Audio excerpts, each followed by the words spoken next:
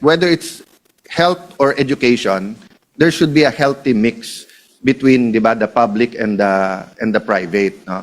So, and I'm not talking about the La Salles and Ateneos and San Agustin's and St. Jude's. I'm talking about big and small schools, from Christian schools, yung parochial schools. Yes. Parochial schools of the Catholic Church also give very good education, pero tinamaan din sila kasi kahit papaano may konting gastos yon, completely libre sa high school.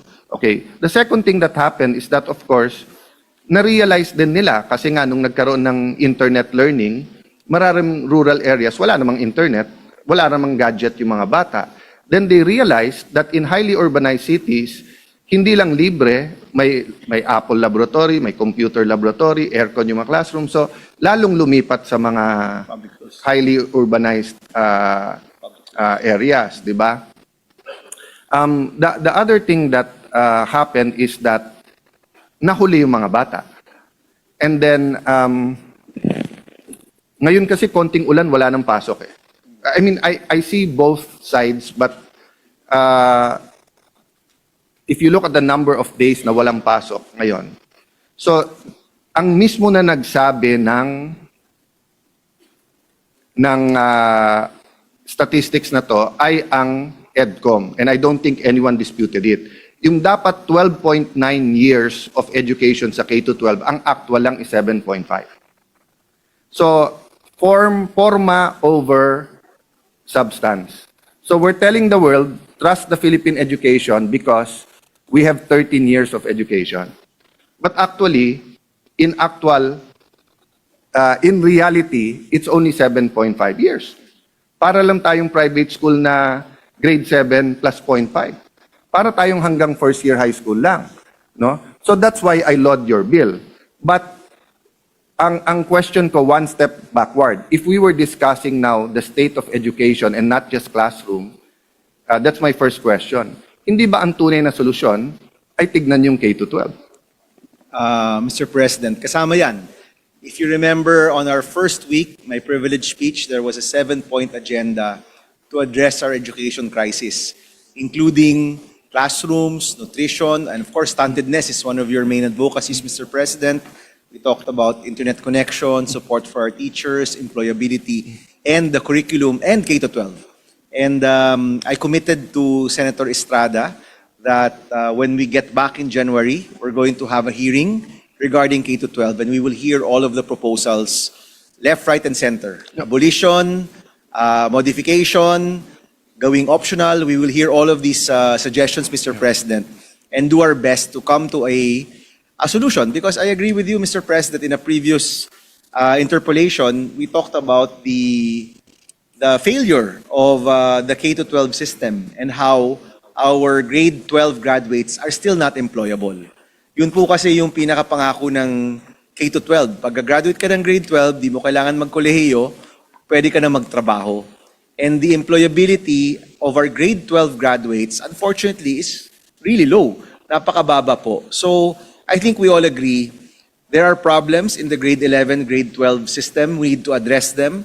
And the proper hearing, Mr. President, and with the Committee on Basic Education, and with EDCOM, which you are also a member, I think we'll be able to come to a better solution po going into next year. I appreciate the gentleman's effort, and I know you're coming in from a break. You weren't in the Senate for a couple of years. But I will disagree with you that we're addressing the problem. Because from my point of view, we're evading the problem. There are only two solutions to this. Pondohan ng tama or tanggalan ng 1 or 2 years. So even under this program, and ngayon, I hope hindi mag-stall yung BICAM, and I think all of us naman don't want a reenacted budget. So we're all confident that cooler minds and really having a good governance but relevant, effective budget is a must. But even with the 2026 budget, and even with this law, assuming everyone follows this, and even if LGUs realign their funds for this, the soonest na may mararamdaman tayo is 2 to 3 years from now. And mararamdaman pa lang yon. So kumbaga sa lagnat na 40 o 39, bababa lang yan ng 38.5. Hindi mawawala yung lagnat, no? So the most immediate is simple. Pondohan natin ng tama yung K-12 or tanggalan natin ng 1 or 2 years, di ba? So I remember I went up to you once and said na, bro, habang hindi natin to dinidesisyonan, it's like a dike. Tama ka, pagdating na Bam Aquino, ang daming tulo nung dike. Pero ang ginagawa natin, law after law, nagdadagdag lang tayo ng daliri para ilagay doon sa mga butas, Butas. ng dike, di ba? Pero wala talagang, ang solusyon talaga, either yung panggastos para walang tulo yung dike, or bawasan ng tubig yung dike para hindi mag-overflow, no? Yes. So I understand this is better than doing nothing. And when I say we are not, I include us because my whole of government. But ako, I'm ready now. Whether the decision is tanggalin 1 year, whether tanggalin 2 years. So has your committee done the computation? If we take out senior high, gaano karaming classrooms ang ma-free up natin? And instead of 7 years, at 35B a year for 7 years? More, Mr. President. More like 90 billion a year. So we need, For 7 years. Right now, I know you've stated it a number of times, but para dun sa mga nakikinig na lang ngayon. So how much do we need for how many years to close the gap? 90 billion a year for 6 years, Mr. President. We're now at 65 billion. So kung 65 billion, it's going to be 7 years. Okay. Meron tayong 166,000 gap, but every year, we have buildings which are condemned. We have an increasing population. May mga classrooms tayong nasisira dahil sa bagyo at earthquake. Yeah. And if you put all of that together, Mr. President, it's roughly about 39,000 Yes. classrooms per year. Now, lahat po ng grade level is more or less equally distributed. So if you take out one grade level, Mr. President, that's divided by 12. No? So yun po yung masisave natin, roughly about 12 or 15,000 classrooms if we take out one grade level, Mr. Yeah. President. So let me drill down that point, no? In the rural areas, wala tayong problema masyado sa classroom in the sense that walang shifting doon. Meaning 7 to 3 or 8 to 4, ang problema natin doon yung facilities, textbooks, computers, internet, di ba? Pero classroom, hindi. Kasi nakakapasok sila na buong araw. Depende rin sa definition ng rural, Mr. President. So if this is out of Metro Manila, they still need classrooms. But of course, the further you get out, the more land there is. Well, in the iba rin, Mr. in the President. statistics that were given to me by EDCOM, ang 2 and 3 shift is in the highly urbanized, Yes, di ba? yes. And nagko-compound yung problema doon because dati mahal ang building, ngayon mahal na yung lupa. And mas mahal kung may nakatayo na doon. And then may konting problema sa expropriating. Nasa internet lang, nasa dyaryo a few days ago na yung issue sa Baguio na COA is saying na mahal ang pagkabili ni Mayor Magalong at ng Baguio City sa isang ano. I understand the predicament of mayors eh. Kasi usually yung assessed value mo, napakababa pa sa zonal, and then yung may-ari kahit sa zonal.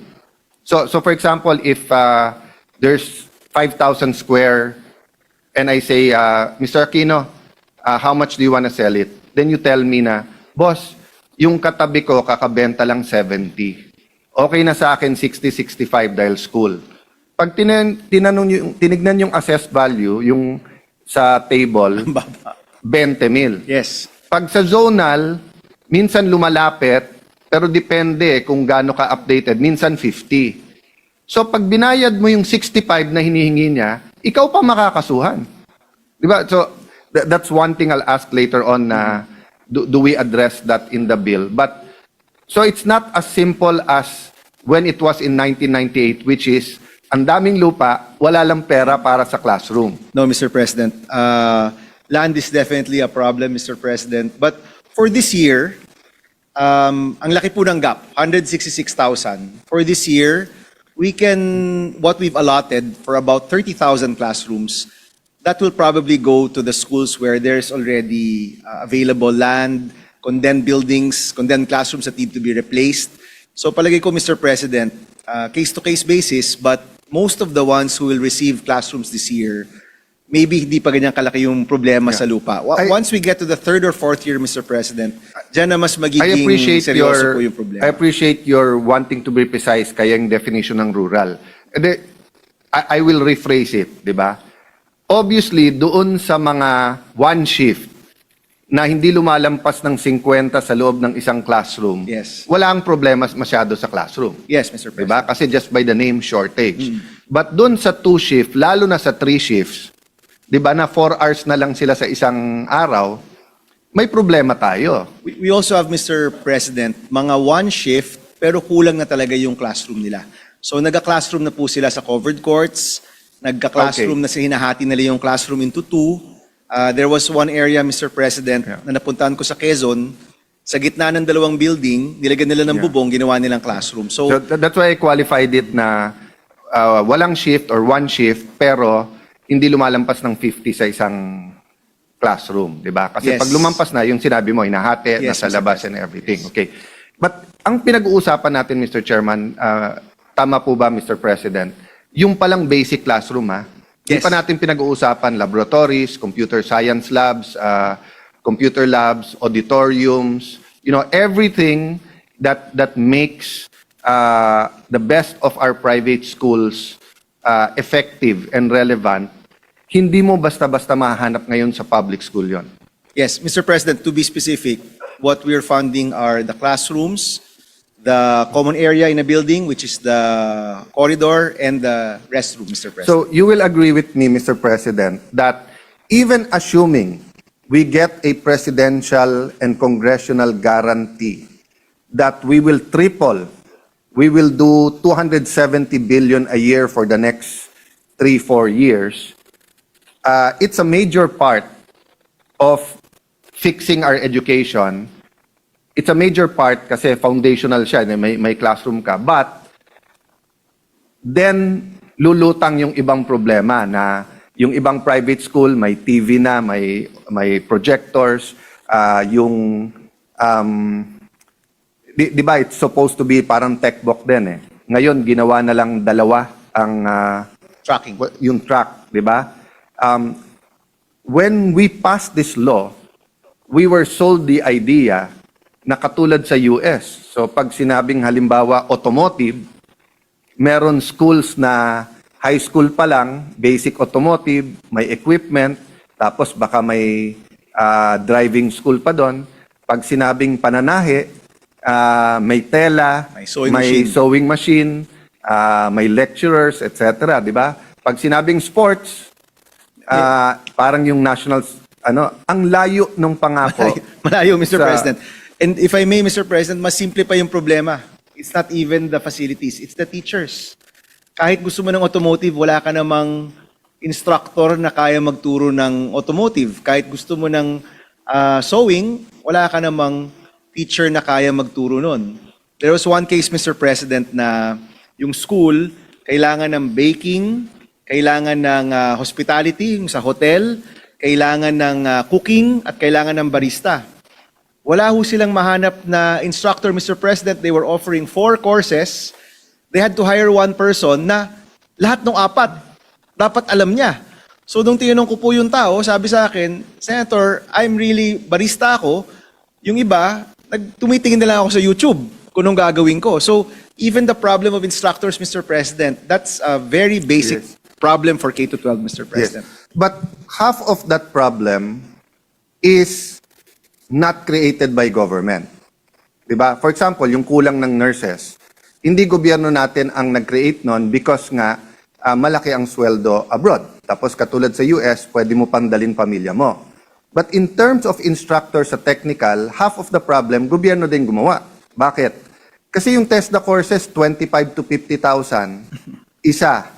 So kung ikaw yung mga universities, i-offer mo na lang yon, you can pay the instructors very much. Isipin mo, bawat estudyante, 25,000. Meron 50,000. So kung 50 yon, 50,000 times 50, 2.5 million. Samantalang yung mga instructors na iba na yung dapat, kahit sa TESDA, dapat pinasok na natin sa high school. You can see it vis-a-vis the Philippine Science High School. Because they had a different system from the start. I'm not saying na per se it's all about money, pero per capita, I don't know right now, but when we did the K-12 study, parang times 3 o times 4 yung per capita spending for an ordinary student sa DepEd sa doon. So syempre, kung saan mas malaki yung per capita at saan mas malaki yung opportunities mo for personal growth, development, lilipat ka doon. And every time we ask TESDA, akala ko ba kaya nga namin kayo finand at may K-12 para wag na mag-out of school youth.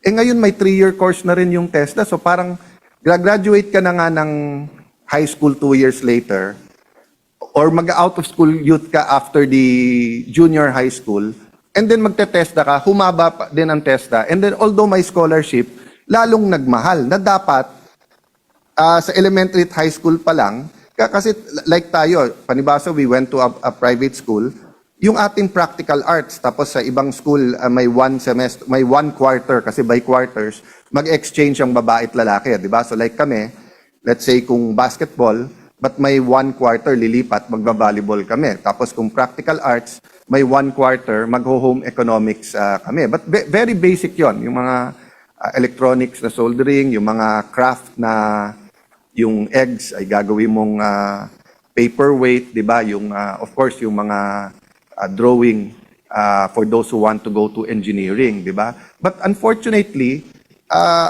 unless you have, we do have wonderful teachers everywhere, but as you said, di ba? If 4 yung tinuturo niya, baka very good siya sa isa, yung dalawa, medyo kinakapa niya lang, di ba? Unless jack of all trades siya. Yes.